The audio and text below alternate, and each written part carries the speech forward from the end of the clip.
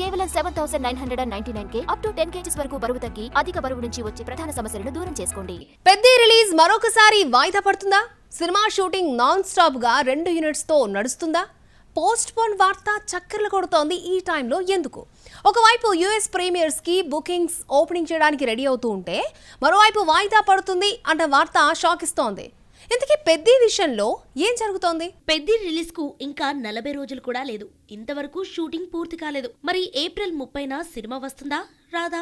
29ని premieres పడతాయా లేవా?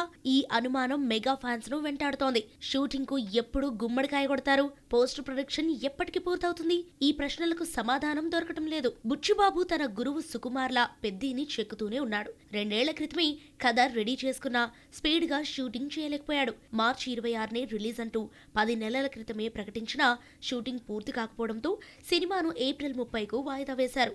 ఆ రోజైనా సినిమా వస్తుందా లేదా అన్న అనుమానం ఫ్యాన్స్ ను ఇబ్బంది పెడుతోంది.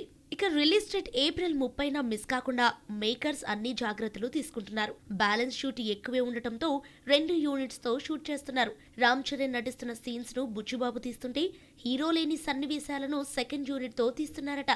ఇలా సీన్స్ పంచుకొని తీయకపోతే ఏప్రిల్ 30న సినిమాను రిలీజ్ చేయలేరట.